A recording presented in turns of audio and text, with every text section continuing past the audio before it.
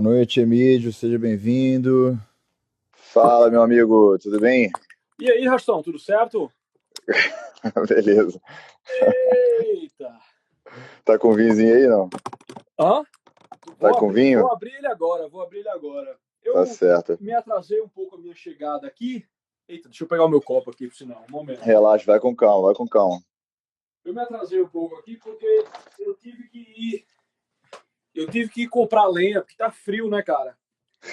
E o lugar que eu geralmente compro lenha, que é uma hardware store aqui perto, ele tava sem. Aí eu tive que ir lá no madeireiro mesmo, na puta que o pariu pra buscar. Mas você não corta a sua própria lenha, não? Acho que eu já vi. Eu me A enganei, eu gente já vi esse vídeo corta, de você. a gente corta, só que, tipo, a lenha que a gente cortou e que guardou, a gente tá guardando ela para o inverno realmente, né? Tipo, essa é bom porque é madeira que a gente cortou recentemente, né? Então ela tem que secar, né? Ah, é? Não Porque saco dessas senão coisas. você queima ela e ela queima mal, tá ligado? Ela queima, é, tipo, queima sem produzir tanto calor, demora para queimar, fica aquele fogo meia boca, assim, sabe? Sei. Então, eu fui lá no madeireiro, tipo, até quando chegar dezembro, eu acho que a gente começa a queimar, a que a gente... Porque também você não quer sair, quer ficar saindo, né? No em dezembro, aí nessa área de Nova York, é o pior lugar do mundo aí, de muita neve, não é não? Não, tá Ainda mais maluco. nas montanhas. Principalmente aqui a coisa fica preta. Na verdade, fica branca, né? Que fica coberta de neve. É isso que eu ia falar. Mas fica complicado, cara. Fica complicado.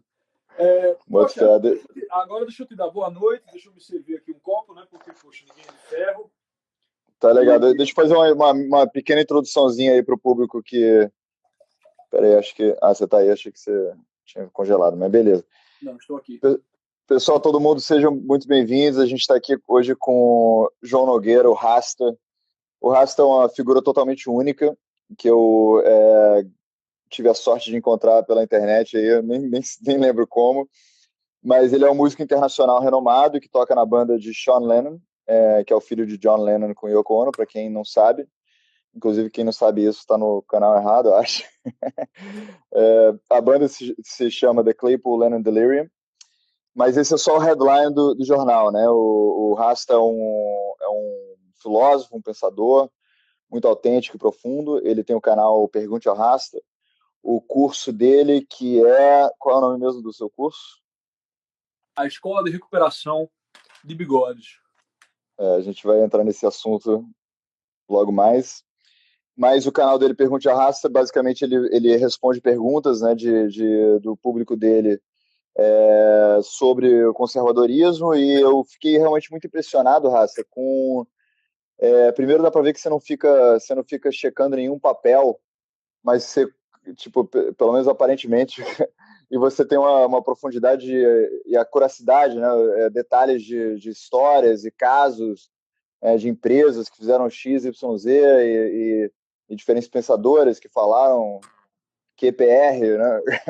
O que foi, então eu fiquei bastante impressionado com essa sua diligência aí, além da música, né? Que a música você já mostrou excelência, vamos dizer, bem reconhecida, né? Então você é muito bem-vindo aqui no programa. Obrigado por ter aceitado o convite, me honra bastante. Eu que agradeço. E eu Tá queria. chegando, tá chegando um pessoal do meu perfil agora que eu tô vendo aqui também. É o pessoal que já segue e tal. Sejam muito bem-vindos. Obrigado por participar aí. Eu queria, para o pessoal que não é do seu perfil, só uma primeira introduçãozinha, né? Uhum. Eu também fico curioso, né? Por que Rasta, né? Porque você não parece muito do reggae. E de onde veio isso, mais ou menos, qual é a história por trás? Então, tem umas coisas que eu gosto eu sou um cara que eu gosto do absurdismo, digamos assim, né? Então, Aham. tipo, tem coisas que são absurdas mesmo. Tipo, eu claramente não sou um rasta, né? Tipo, dá pra ver que eu não sou um rasta. Eu desconfio, inclusive, que qualquer pessoa seja realmente rasta, até mesmo os rastas, né? Porque eu não sei se você sabe muito sobre a cultura Rastafari, mas Sei um pouquinho. basicamente né, o Marcus Garvey, que foi um ativista jamaicano e tal, ele chegou à conclusão de que existia uma das 12 tribos 12 tribos de perdidas lá Israel. de Israel na Etiópia. Então, que houve uma linhagem do rei Salomão Com a rainha de Shiva, né? com a rainha de Shiva, exato. E que a segunda vinda, né, o second coming do Messias, ele ia vir na Etiópia. Então, tipo, para o Rastafari, essa figura foi o imperador, né, o Haile Selassie. Foi um rei na Etiópia. Não foi um rei ruim, não. Mas também, porra, um Messias fica complicado, né? Inclusive, tem uma porrada de regueiro comunista, né, velho? Foram os comunistas que mataram o Haile Selassie no final isso aí é complicado. Não, mas comunista sempre se mata, né? Normal. Exato. Mas, enfim, esse lance de rasta veio porque na época que eu morava em Recife ainda, eu sou original de Recife, né? A gente tinha um grupo de amigos, né, que a gente tocava reggae, a gente tinha uma banda de reggae, a gente tocava nos eventos e tal. E aí todo mundo chamava de rasta, né? Ei, rasta, vamos ali, ei, rasta, vamos ali. O pessoal chamava de rasta não porque ninguém fosse Entendi, rasta, mas era mais por causa tipo camarada. Exato.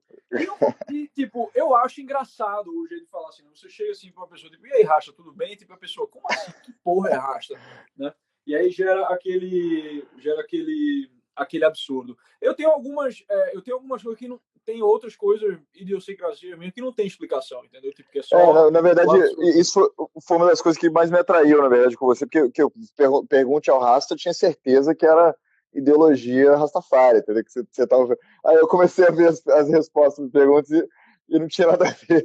Era conservadorismo. Aí eu comecei a ver suas fotos e ver seu estilo e tudo mais, e ver que era uma coisa realmente paradoxal, né? Eu, como você, gosto muito dessa coisa também, de brincar, né, com a realidade, brincar com a percepção, né, das pessoas e o que elas e as pessoas, o que elas esperam escutar, o que elas esperam ver, né?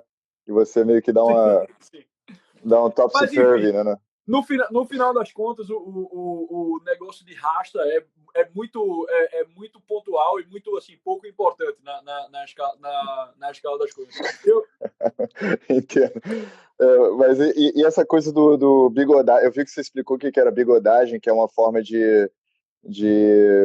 bom, é charlatanismo, né? Ou as pessoas, vamos Engloba tudo dizer... isso, né? Engloba tudo isso. A ideia da bigodagem foi o seguinte: tem uma palavra, certo? Que não tem tradução diretamente para o português, que é a palavra accountability em inglês. O pessoal pode tentar traduzir como responsabilidade, pode tentar traduzir como compromisso. O próprio, eu sempre falo isso, né? O Bruno Garchagen traduziu, que é um grande amigo meu, ele traduziu o livro Como Ser um Conservador, do Roger Scruton, para o português, né? E o Roger Scruton usa a palavra accountability inúmeras vezes, né? O Edmund Burke também usa a palavra accountability inúmeras vezes. E o Bruno, quando traduziu, você vê que em determinado momento ele traduz como responsabilidade, em outra ele traduz como compromisso, em outra ele traduz como transparência, em outra ele traduz como responsabilidade civil, ainda por cima. Então, ela é uma palavra que não tem um correspondente direto em português, que nem chapéu, né? No mundo de business, o pessoal usa accountability mesmo, fala, não tem outra... Pois é. Então, a falta de accountability, que é um problema que a gente tem no Brasil, né, que é as responsabilidades quando dizem respeito ao poder, né, elas são sempre passadas adiante numa cadeia infindável de burocracia. Eu resolvi brincar, né? Digo, bom, já que não tem accountability, vamos fazer o antônimo, né? O antônimo de accountability é a bigodagem. Então, o que é que consiste a bigodagem? Você está bigodando toda vez que você propõe uma ideia, pode ser uma ideia maravilhosa, entendeu? Mas que você não é quem vai arcar com os custos dessa ideia caso ela fale. esse é o grande negócio, né? É o que Nassim Taleb chama de skin in the game, né? Eu Então, gostei do jeito que você falou, de quem é o cu. Acho que isso é exato, de uma quem é o forma. cu, de quem é o cu é a coisa mais importante, porque quem tem medo, né? Então, e isso, cara, se aplica essa pergunta, beleza, parece uma pergunta chula, né, do jeito que ela é colocada, de quem é o cu, mas se você for parar Não, para mas é pensar, perfeito. esse é o grande teste de toda a ideia política. É, Sempre que vier, não interessa o nome, né, porque geralmente as ideias políticas, né, as ideias não, as propostas políticas, as propostas de políticas públicas, sempre vêm com algum nome maravilhoso, né? Tipo, sempre vai vir como tipo igualdade de alguma coisa, vai vir como neutralidade de rede, vai vir como preço cidadão, né? Vem sempre com uma coisa que, tipo, nunca vai ser, né? Tipo, vou comer o seu dinheiro e vou fugir. Nunca vem com esse nome, né? Até porque, tipo, acho claro. difícil que alguém pegaria e assinaria, né, um acordo desses. Então, É, como as coisas parecem, sempre que o político vai tentar fazer um programa, ele vai vestir aquilo de uma de uma com palavras, né, com palavras doces, com palavras neutras, uhum. né, com palavras amigáveis, você tem que sempre olhar para a substância do que está sendo, do que é o programa, o tal programa social, o tal E esse é o programa. trabalho dele, né? O político, o trabalho dele é tentar se safar com o máximo de coisa possível, né? E eu acho que isso precisa ser entendido, né? É, Acho que pela população no geral que precisa nem culpar infelizmente, eles. Isso é a natureza da coisa, né? é, infelizmente é isso que tem hoje no nosso prato, nas nossas democracias liberais hoje. Mas se você for olhar, se você for e para mim essa é a grande coisa do conservadorismo, é que se você for olhar os escritos de Edmund Burke, por exemplo, né, ele está sempre falando que um homem público, um homem político, ele tem que ter o primeiro instinto que ele tem que ter é o instinto de preservação das coisas, né? O instinto de mudar, a questão de mudança, de improvements, de melhoras, essas coisas, não deve ser um instinto, deve ser uma habilidade, né? Deve ser uma Uhum. habilidade cultivada com o tempo, estabelecida pelo precedente e tudo mais. Hoje em dia, a gente está muito distante disso. Até os políticos que se dizem conservadores, né? Que aparecem sob uma legenda Sim. Partido Conservador, né? Ou sou a voz do conservadorismo, da puta que o pariu. Esses caras Uhum. não têm, eles não têm esse grasp, eles não têm esse entendimento, né? Então, Claro. você vê que você veja que o Burke nem um político conservador propriamente ele era, né? Porque ele era um Whig, ele não era um Tory. Uhum. Então eu sinto isso, eu sinto que falta esse entendimento de que é muito fácil você cagar com as coisas. É muito fácil Com você cagar as certeza. coisas.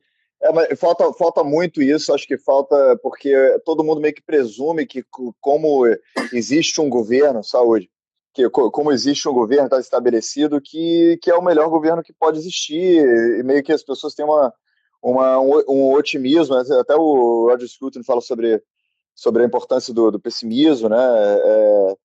Que as pessoas têm como se fosse um otimismo para evitar desespero. Eu acredito assim, psicologicamente as pessoas eu lembro de ter tido esse tipo de sentimento, né? Que você quando você começa a pensar na máquina do Estado nas possibilidades de corrupção e levar isso em consideração, você começa a ficar um pouco desesperado que pô, é quase sem fim e quase sem solução, né? A situação. Aí então você para não enfrentar esse pensamento e essa dor, eu acho que você cria uma máscara, né?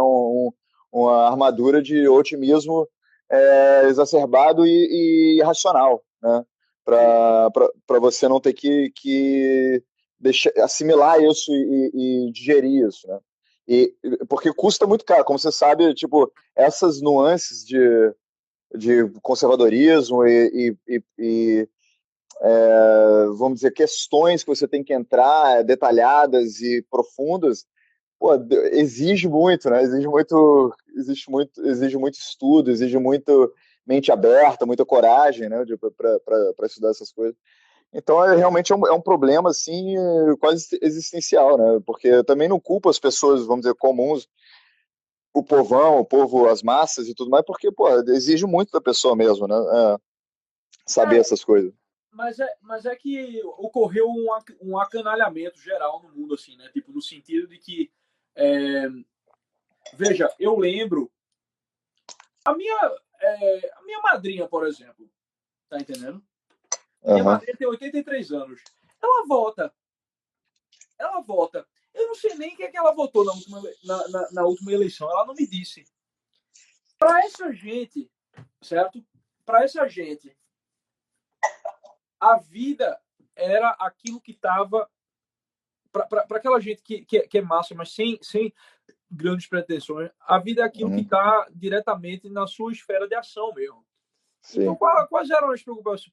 Minha madrinha não tinha grandes preocupações metafísicas, né? Ela não tem grandes preocupações Sei. filosóficas nem nada. Ela vai, né, comprar a galinha dela, vai fazer o almoço dela. Ela pode fazer algumas coisas, algumas operações, né, do tipo do cálculo de preços e tudo mais. Poxa, subiu o preço do negócio e tal. Mas você não vai ver ela engajada, certo, num grande processo reformador da humanidade. E veja, isso é uma pessoa, né, no interior do Nordeste, lá na puta que pariu. Mas, até a história recente da humanidade, né, do século XIX para cá, a regra era essa. O pessoal, porra, ia cuidar dos bichos, né? Ia criar um Claro. porco, né? Ia cuidar do que é que ia ser, do que é que ia ser a janta. O pessoal não estava tendo grandes preocupações sobre qual que vai ser o rumo do mundo, né? Até porque, tipo, o mundo para eles era aquela É. coisa ali. Então, qual que é o E uma grande. elite intelectual estava ocupada com essas questões, Exato, né? exato, exato. Ele é intelectual e de nobreza também, no sentido, né, de ter um Sim. padrão, um padrão de conduta, né, um padrão que é realmente elevado, o nível de exigência. Né? Então, toda a saúde, né, de um esquema liberal de democracia, ele reside em que não é a massa, não é a galera do lado do sol, a galera da geral que mija e joga no corpo. E veja, eu não tô falando isso do ponto de vista econômico, não, tá entendendo? Eu tô falando isso tipo, do ponto de vista espiritual, realmente, do ponto de vista Sim. do ponto de vista cósmico, tá entendendo? Que Aham. o homem médio chegue lá e queira pegar e tomar o rumo da história, né, cara? Porque quando isso acontece, a primeira coisa que acontece é a violência. Não tem É, para onde. mas o jeito que eu vejo, assim, que os movimentos republicanos, porque muita gente hoje em dia que é republicano e é contra comunista, por exemplo, Ah, não percebe que eu sou monarquista, né? Quem me sim, conhece sabe que eu sou monarquista, eu tô mas, vendo a sua bandeira aí atrás. mas muita gente não percebe que o republicanismo como um todo era chamado de a onda vermelha, né? No século XIX era tido como os caras mais demagogos e revolucionários sem presidencialismo americano.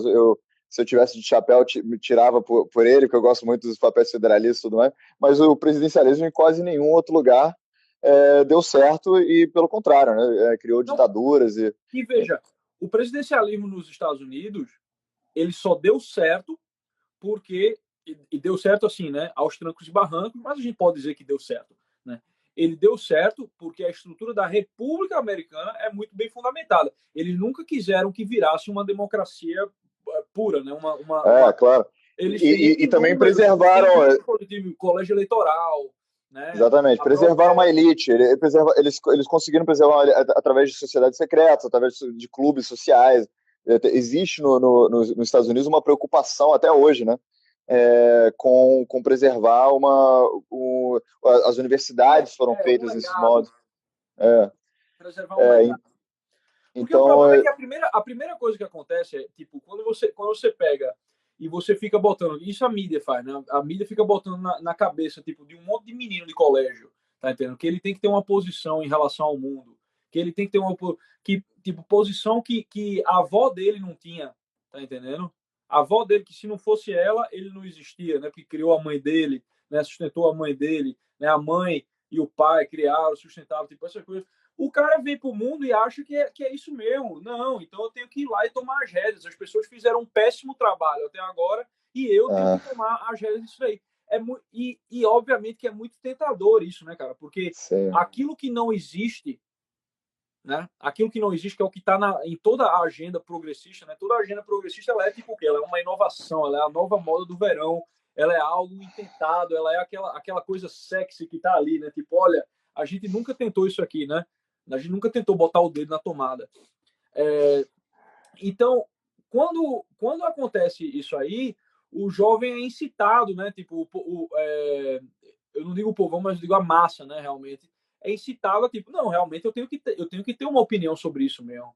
E aí pronto, aí começa a pressa e a primeira opinião que você tipo, a opinião mais fácil que tem de você ter é você ter uma opinião de que existe uma cabala de pessoas orquestrando tudo que acontece no mundo, certo? E que elas querem ficar sempre cada vez mais poderosas, sempre cada vez mais ricas, né? E que as pessoas que estão na base da pirâmide estão assim por causa dessas pessoas. É a coisa mais fácil que tem no mundo. Claro. Porque, porra, eu não preciso provar nada disso, né?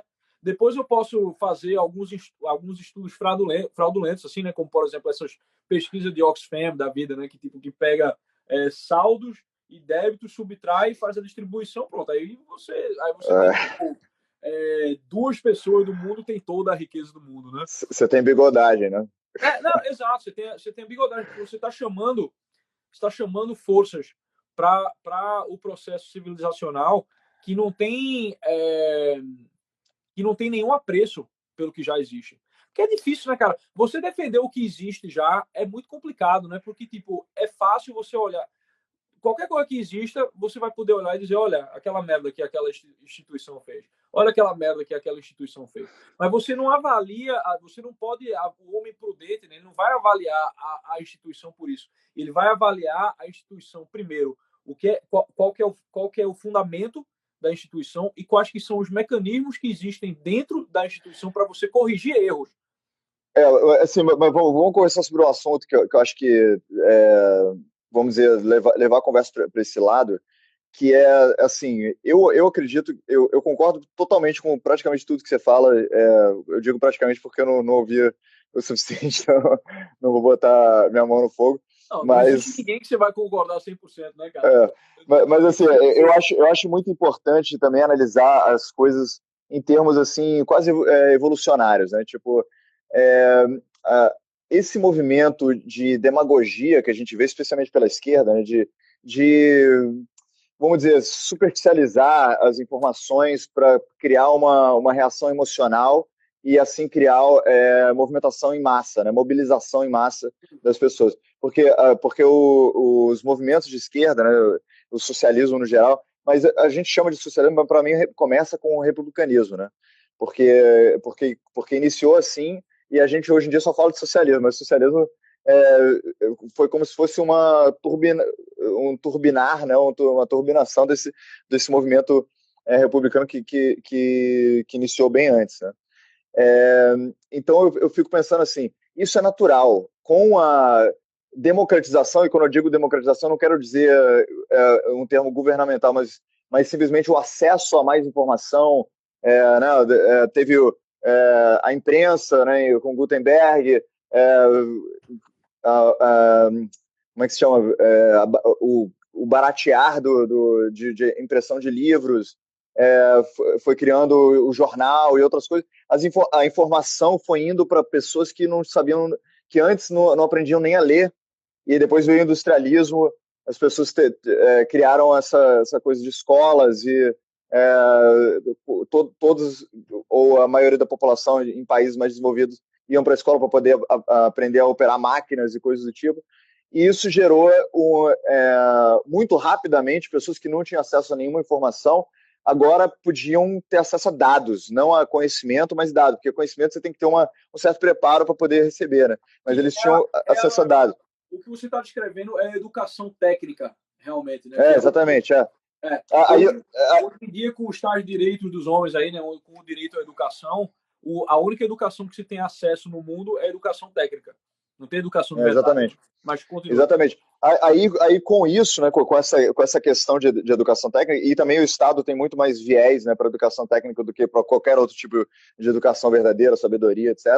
Então, isso aconteceu no final do século XIX, começo do século XX, e aconteceu uma coisa psicológica muito louca, né, que pessoas que não tinham acesso à informação agora tinham, e pessoas que eram demagogas, às vezes, e até muitas vezes eu vejo, até por ter amigos assim, que infelizmente caíram nessa, mas às vezes são pessoas que têm boas intenções, mas que elas próprias elas têm lacunas de conhecimento que levaram elas a talvez abraçar um certo ideal por serem mais sentimentais, emocionais e talvez não irem tão a fundo em assuntos. Aí eles tomaram posições, esse tipo de pessoa tomaram posições de liderança e começaram a influenciar pessoas que só tinham acesso a dados e não esse preparo, né, para adquirir conhecimento verdadeiro. Aí o que aconteceu? Abriu um blue ocean, né, de possibilidades de experimentação de esquerda, né? Porque a coisa mais fácil de vender do mundo é humanismo esquerdista, né? Que você fala um monte de palavras bonitas, sem muito aprofundamento, e as massas seguem isso, e cria-se e vai se espalhando os tentáculos disso. Eu não acho que é por conspiração, assim, até discordo do Olavo de Carvalho com isso. Acho que ele dá muito crédito para a esquerda e acredito que é tudo muito centralizado. Eu sei que ele não acredita exatamente assim, mas o jeito que é colocado, às vezes, eu acredito Calma aí! o jeito que é colocado dá crédito demais. Eu acredito que dá crédito demais para a esquerda. Eu acho que é uma coisa, é um fenômeno psicológico muito mais do que uma conspiração. Claro que eu entendo que sim, existem grupos, esses grupos são fomentados, etc. Mas eu acho que eles discordam muito mais do que concordam, assim como os muçulmanos e Veja, eles coisas do tipo. concordarem muito mais que discordarem não significa que não se dê Não, discordarem muito mais. que não se deva dar o crédito que o velho dá para eles, porque é exatamente disso aí que eles vivem. Veja, o socialismo não pode jamais triunfar, ele não tem como triunfar, ele não existe, ele não tem como triunfar economicamente, ele não fornece uma base para nenhuma civilização se sustentar, né? Em todos os lugares que ele foi instalado, né? O que fez com que a sociedade se mantivesse no mínimo possível foi o que tinha de nação no lugar, né? Então, o que fez a Rússia socialista funcionar foi o que eles tinham de russo e não o que eles tinham de marxista, né? A mesma coisa com qualquer outro, qualquer outro país. Mas a coisa que mais fortalece eles é essa porra dessas divisões internas dele. Porque quanto mais divisão interna você cria, certo? Então, mas aí não tem o eles. Quando você tem uma divisão, eu sei que existe teoria, né, o gramsciismo, existem, vamos dizer, formas de tornar esse processo consciente. Eu só estou falando, eu concordo que eles estão divididos e tudo mais, só que no momento que você fala eles, aí parece que é um grupo. Você está dando um conjunto, você está descrevendo um conjunto à esquerda, certo? Aí dentro dessa esquerda você tem o seu e tudo mais. E isso aí é normal, cara. Ninguém matou tanto comunista quanto os comunistas. Isso aí faz Mas parte. Eu não tô falando isso para criticar. Eu tô falando isso para arrumar uma forma, de repente, de expressar que seja talvez mais em direção a uma solução.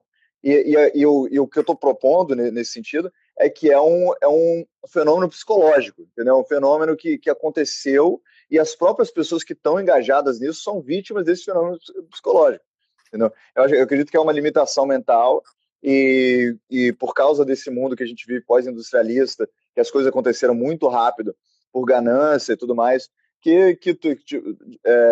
também não estou criticando isso, que também é natural isso, entendeu? Eu não sou longe de ser anticapitalista, claro, pelo contrário. Mas só analisando para a gente ver agora, a gente tem esse problema, entendeu? A gente tem esse problema e a gente está todo mundo no mesmo barco, porque mesmo que a gente tenha alguma consciência sobre esse problema e não caia, né, na bigodagem dos outros, não significa que a gente não sofre os resultados da bigodagem das pessoas. E o próprio bigodador sofre Bigodeiro. bigodeiro. O próprio bigodeiro sofre essas consequências também. Apesar de estar né, porra, indo para passeata e vestindo a camisa dos Strokes e com a pranchetinha na Paulista, que você falou um dia. Não, Então, total. você entende o que eu estou dizendo? Porque isso causa um pensamento mais humanista, só que conservador. No sentido de que, pô, vamos salvar essas pessoas também, não tipo, eles e nós, entendeu? Tipo. Não, tudo bem. Não é um nós versus eles nesse sentido. Mas é um eles no sentido de que está. Quem se coloca na condição de eles, isso é a minha visão do negócio, são os socialistas. Porque qual que é o grande problema de todo o projeto esquerdista? Né? É que você não é você. Você é desprovido da sua individualidade, você é desprovido da sua humanidade, você é uma peça dentro de um mecanismo e você serve um propósito que é o propósito da sua classe, da sua raça, do seu privilégio, do não sei o que lá. Então, tipo, ali eles se colocam como eles porque é impossível que eles reconheçam você como uma outra entidade. O que faz a esquerda tão violenta é justamente isso. Eles não têm como dialogar com a pessoa, porque aquela pessoa não é uma pessoa, aquela pessoa é um monstro. Concordo, absoluto. Aquela pessoa é um monstro, aquela pessoa então, eu estava falando hoje, desculpa te interromper, mas o próprio Burke mencionou isso já da Revolução Francesa. E eu acho que tipo, é muito importante esse negócio da Revolução Francesa, porque todas essas coisas que a gente vê hoje estavam vívidas, muito vívidas lá. Qual que é o negócio? O negócio é que o entendimento da humanidade de esquerda ele é um entendimento satírico. Ele é como se o cara tivesse visto um monte de sátira, né? Um monte de comédia, assim, exacerbando os vícios dos personagens. Então você não está lidando mais com uma pessoa em si, você está lidando com uma caricatura da pessoa, né? Então isso aí é um problema, porque não tem como, por exemplo, a gente precisa, né? Você vai de concordar comigo. Quando a gente tem um diálogo, um confronto que acontece entre liberais e conservadores, certo? Você vai ter, né, dois campos que têm as suas discordâncias, né? Mas que tem um core em comum. Existe uma certa comunalidade nos dois que dá para você conversar. Tanto um quanto o outro vão se considerar indivíduos racionais, razoáveis, claro, né, que vão poder, essa política aqui, vamos debater assim, discordo, tal. O comunista não tem isso. É tipo, ele vive em estado eterno de emergência. Tá entendendo? E, cara, aqui nos Estados Unidos é muito gritante isso. As pessoas estão com medo do Trump, assim. Já estão 4 anos de Trump, não aconteceu nada com eles continuam bem, né? Pandemia tá aí, tá todo mundo, tá todo mundo ainda, né? Tranquilo. Não mudou a vida, não mudou a vida das pessoas substancialmente dessa maneira, entendeu? Sim.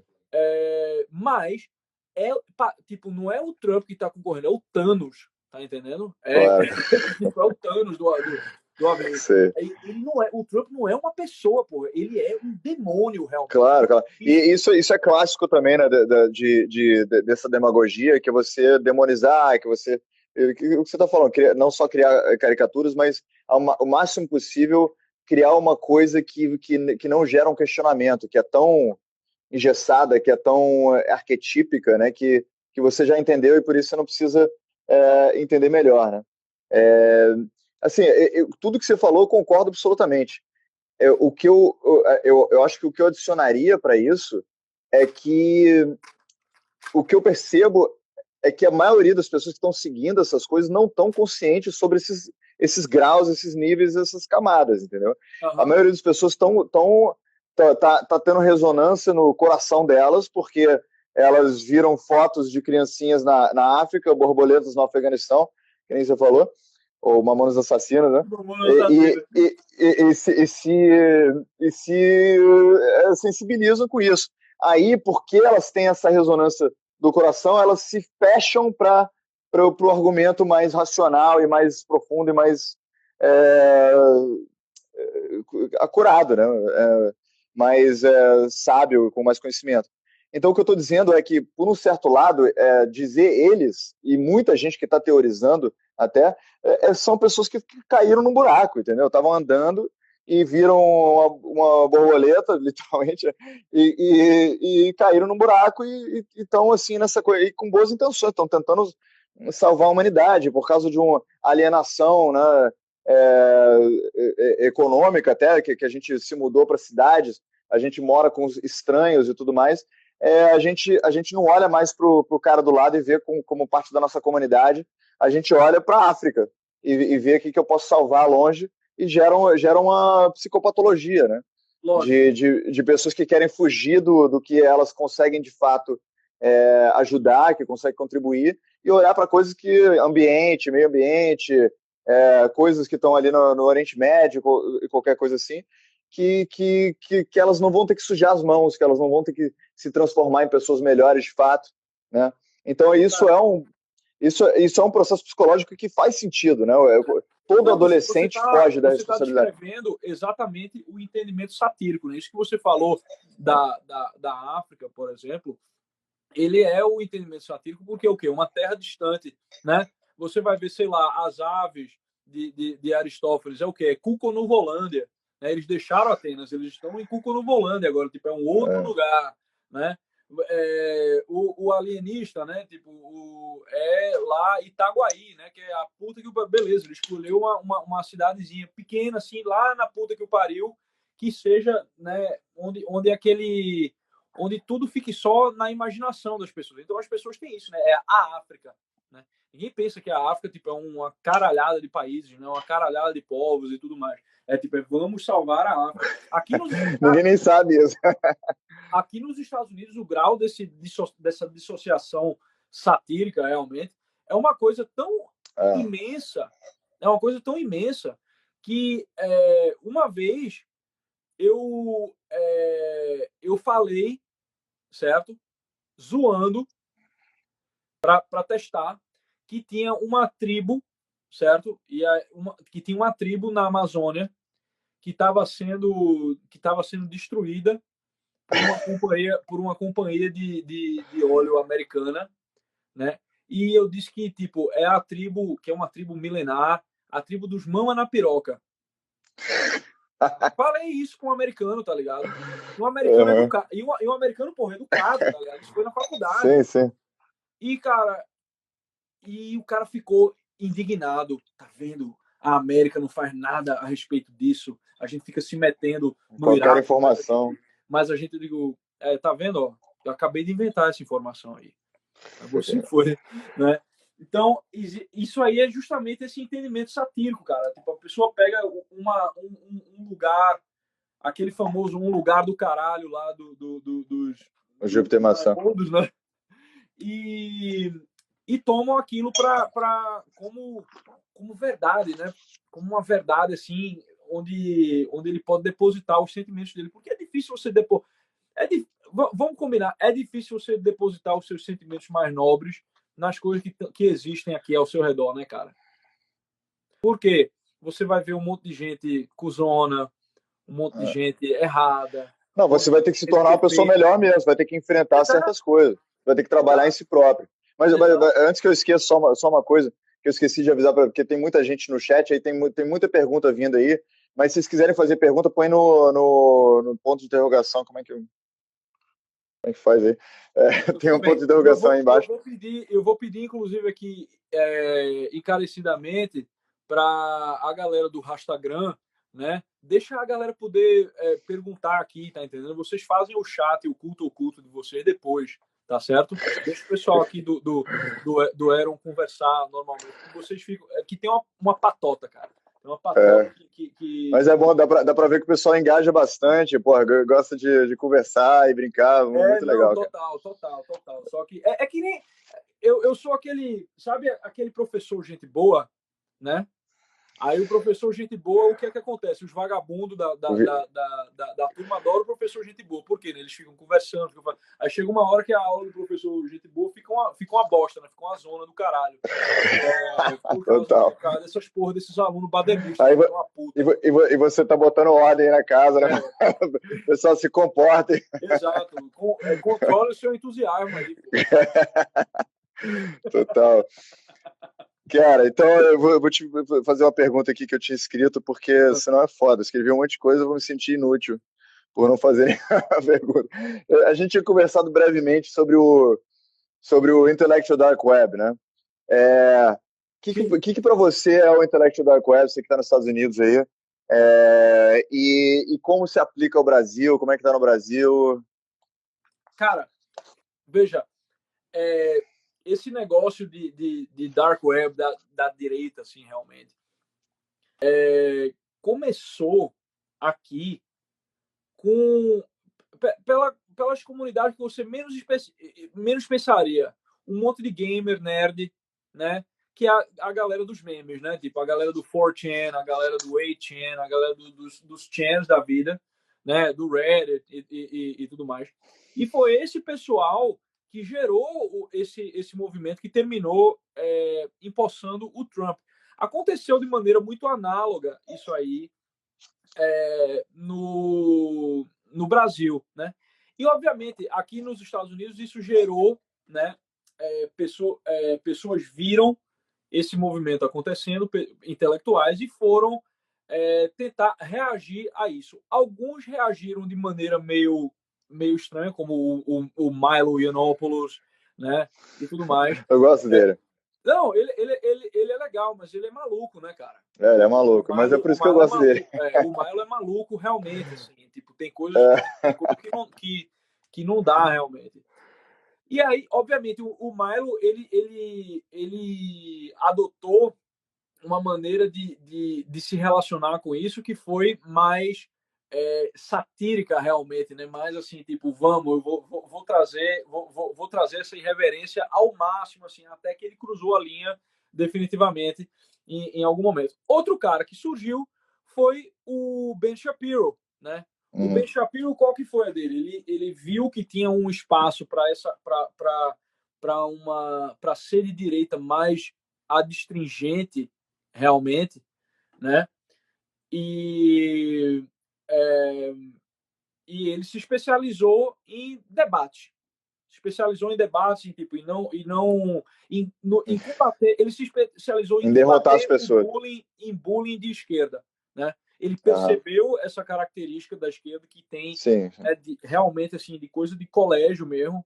Eu acho que o Intellectual Web, no geral, tem essa. Eu acho que a única coisa que eles têm em comum é essa, vamos dizer, indignação com os exageros, né, da esquerda no geral. Não só com os exageros, mas com a hegemonia, né, cara? Sim, Durante muito tempo, cara. Durante muito tempo. Olha, verdade. O show business inteiro não tem, tipo, sei lá, tem Clint Eastwood desde sei lá, dos anos 50, 60 que é de direita, mas é isso, né, cara?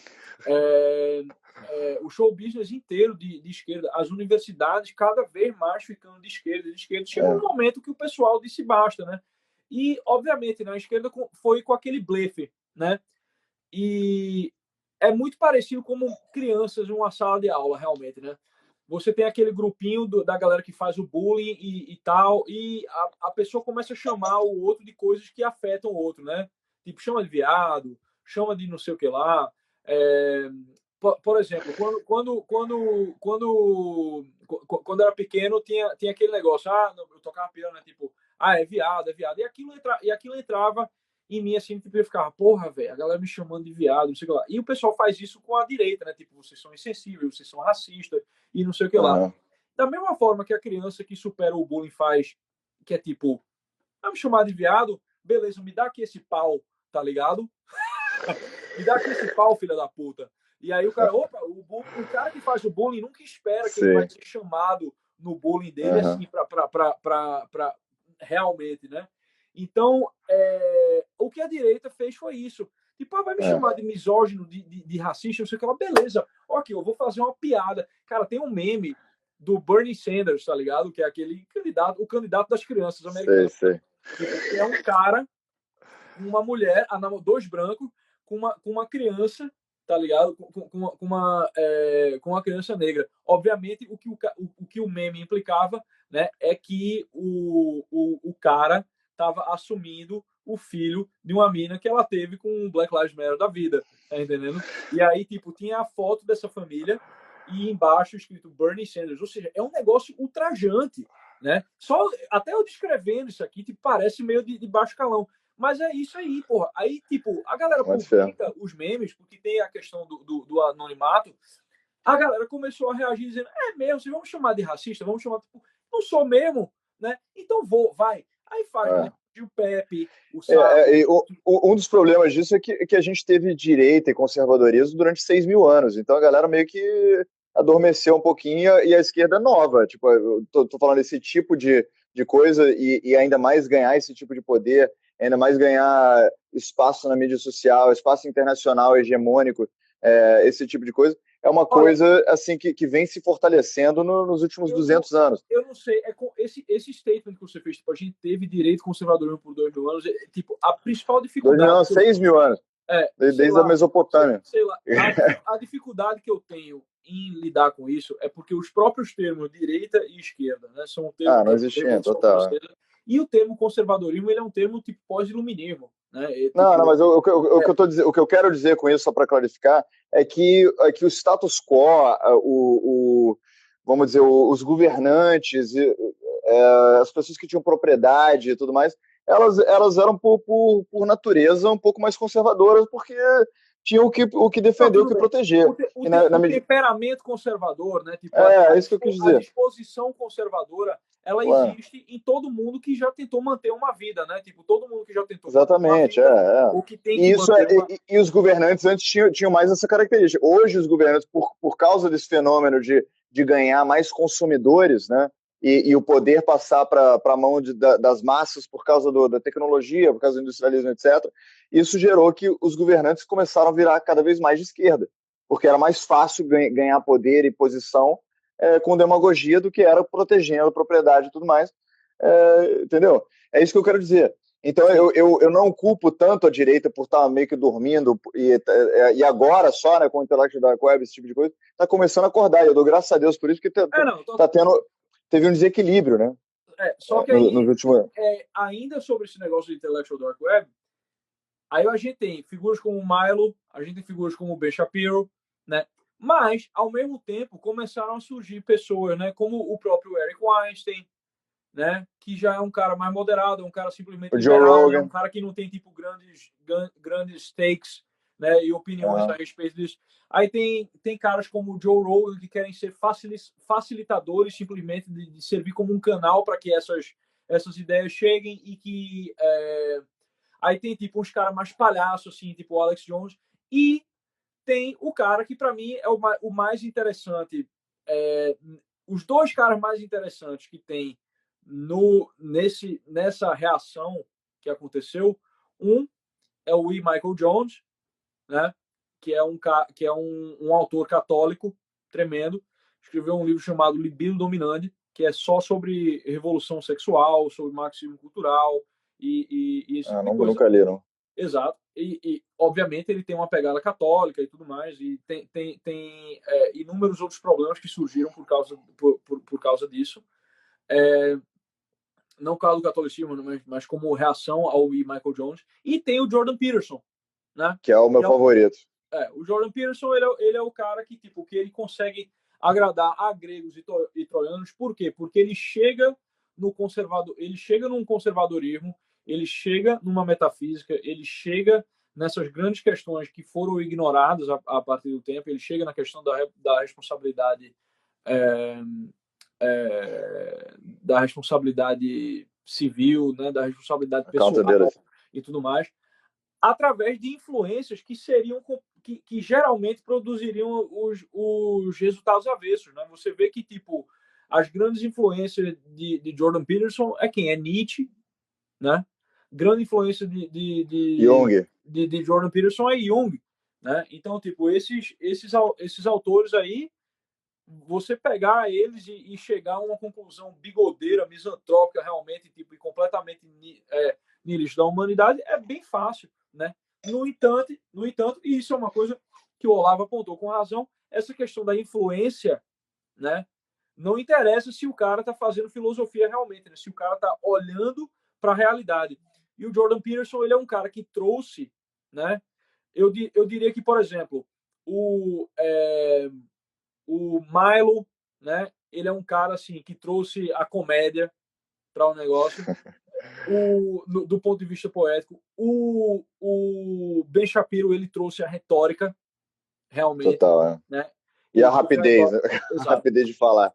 E o Jordan Peterson, ele já é um cara que, tipo, ele engloba tudo isso e ele tá fazendo uma filosofia real, né? Sim.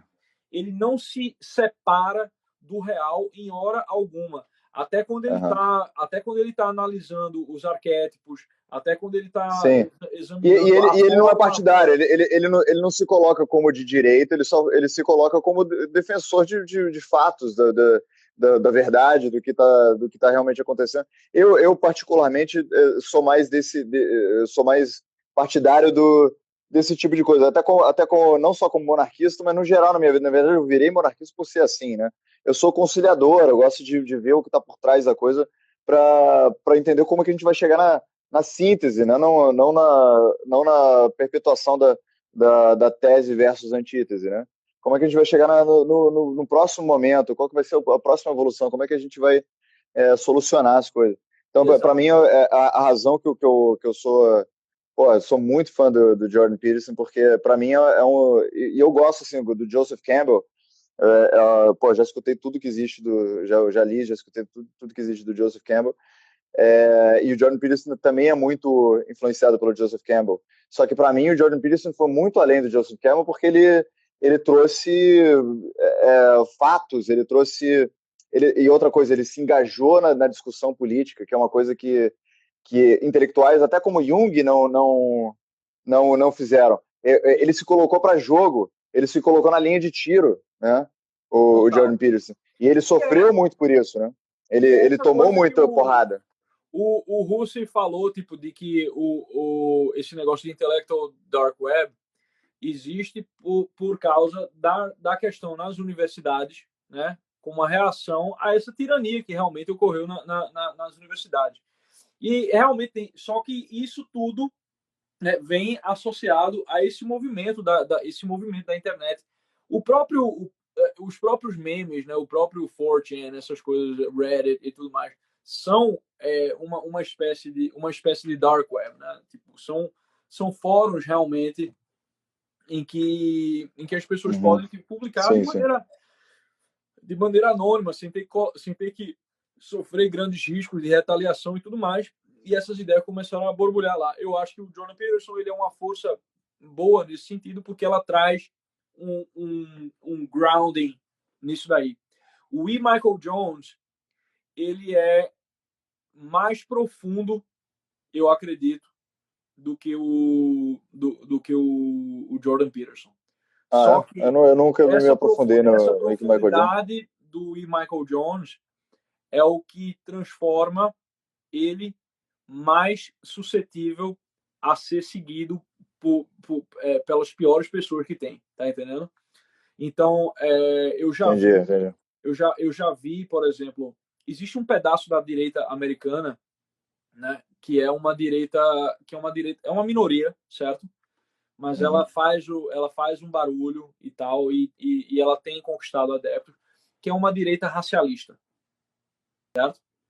E ela Uhum. ela é americano, né, cara? Americano, tipo, é foda. Americano, para entender as coisas de maneira errada, é muito forte, porque é muito fácil que os caras não têm conhecimento de geografia, não têm conhecimento histórico além dos Estados Unidos. Eles não têm preparo, mas eles têm muita informação, muito Exato, acesso à informação. Então isso dá exato, tilt, né? exato. Então,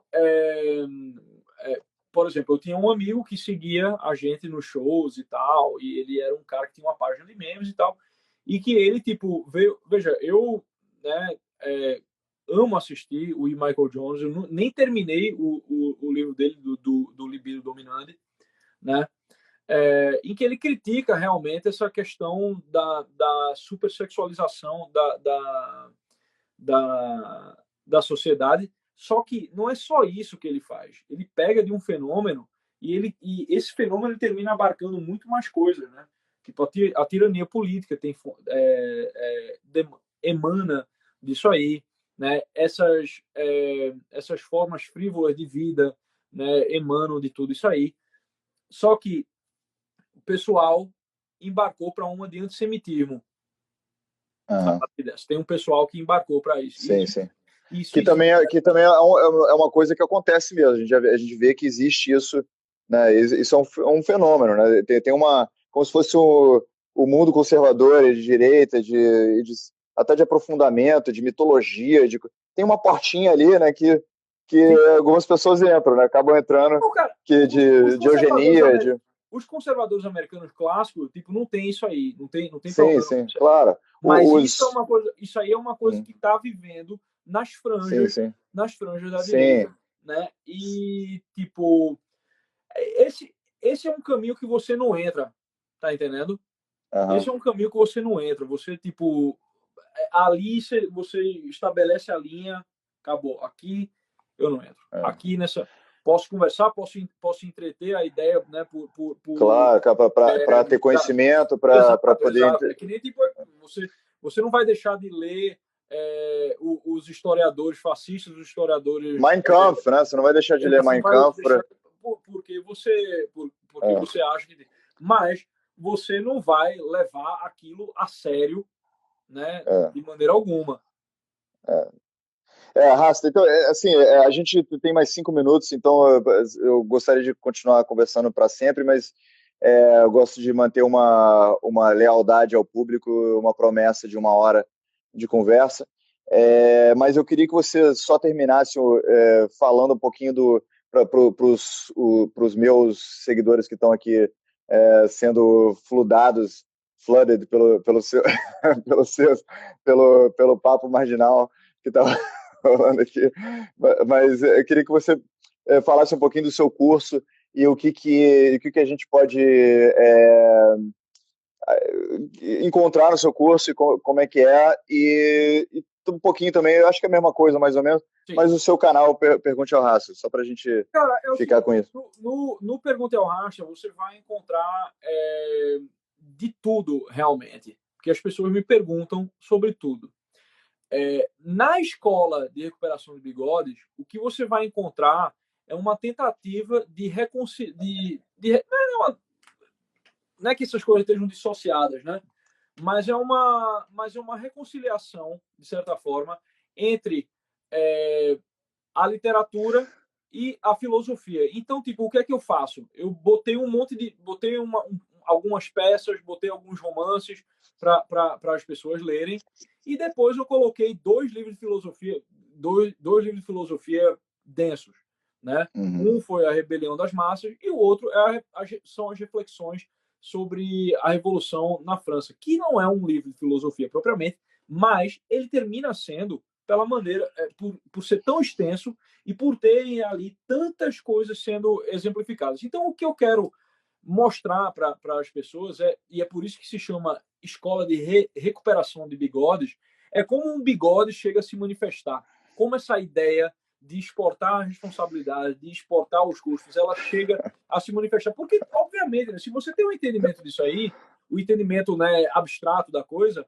você não vai cair nisso, você jamais cairia nisso aí. Mas aí, eis que a bigodagem está ali atrás, naquele canto que você viu. Então, o meu ponto é justamente que as pessoas possam enxergar, né, essas tendências totalitárias, né, essas tendências que levam ao totalitarismo dentro da gente. Né? E isso é melhor, às vezes, você observar através de personagens do que você simplesmente pegando, né, tipo a descrição Entendi. abstrata ali de um tratado de filosofia e tudo mais. Então, Se defender dos mestres da caverna, né? Sim, exato. Então, Exato. muito bom. Só para não dizer que o público aqui não botou as perguntas no ponto de interrogação, então só tem uma pergunta aqui, e eu vou, só para não dizer que não fez nenhuma, Heron, eu conheci-te hoje. Quais são os pensadores que te levaram ao monarquismo? Pô, eu vou falar isso bem rapidamente, porque né, isso aí dá muito pano para manga. Mas eu acho que, primeiramente, Platão. Né? Muito cedo na vida, com 14, 15 anos, eu li Platão, Maquiavelli, outros pensadores que abordavam esse tipo de assunto, mas Platão especialmente, porque eu acho que Platão ele falou do assunto em termos metafísicos, né? Então, o ideal do rei, para mim, isso é muito importante. O rei metafísico, o rei, é, vamos dizer, o, acho que o Rasta falou isso em algum momento, a ordem cósmica, né? Existe uma ordem cósmica e a gente espelha essa ordem cósmica, né, nesse mundo. Então, para mim, esse é o primeiro ponto de partida do monarquismo. Se você não entende o cosmos como uma coisa que se repete, uma coisa que tem padrões, e existe em cada grão de areia o mesmo padrão que existe no, nos corpos celestes, vamos dizer.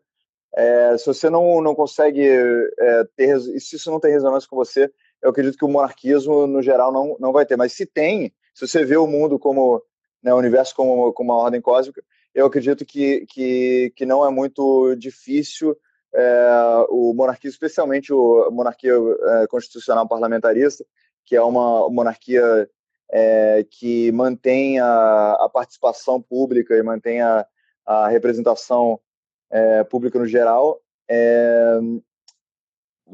Para não me prolongar, eu vou ficar com isso. Platão é muito importante. E não só, né, ler a República e sair fora. Existem os neoplatonistas desenvolveram currículos, né, de como uma ordem para se ler os diálogos de Platão que funciona como uma iniciação filosófica, né, para você, vamos dizer, abrir a sua percepção e entender conceitos muito interessantes. Eu estudei dessa forma e realmente para mim funcionou, né? Quem sou eu, mas eu Então, sinto, né, que Platão é a sua grande influência monárquica. inicial, pelo menos. É claro que depois disso tem um milhão, mas como a gente acabou o tempo aqui, eu não quero entrar em coisa, mas eu acho assim, se entender o rei metafísico, Sim. né, para mim, e até o Jung fala muito sobre isso, eu acho que o resto fica meio que óbvio, né, o porquê das coisas. Inclusive, eu acredito que o conservadorismo, para todos vocês que são seguidores do Raça, o conservadorismo é muito, muito próximo e aliado do monarquismo, né? São correntes assim muito parecidas. Eu não acho que são necessariamente a mesma coisa, né? Uma coisa não significa a outra, mas são irmãos, são aliados, são primos, são o que for. Então é isso. A gente fica com essa. Pô, tinha um monte de coisa que eu queria te perguntar que não deu tempo para perguntar, mas qualquer Cara, dia a gente. Eu não tô com pressa de sair, não. A minha live não vai terminar, a sua live não vai terminar. Se você quiser perguntar, a gente tipo estende mais. Não, mas eu realmente, isso é um policiamento próprio, assim, é mais por manter, para a coisa não ficar diferente, né? Porque se eu for me permitir, aí vai ficar. Então a gente Entendeu? faz uma outra em que você faz essas perguntas, tá bom? Beleza, pô, agradeço, seria fantástico. Agradeço, foi ótimo bate-papo aqui, valeu pelo seu convite e a gente vai se falando. Valeu, Raça, muito obrigado mesmo por aceitar e, pô, muito sucesso aí, espero te ver aí com milhões de seguidores que vai fazer bem pro Brasil. Poxa, igualmente, cara, igualmente. Valeu, Raça, tudo de bom, boa noite. Tchau, tchau.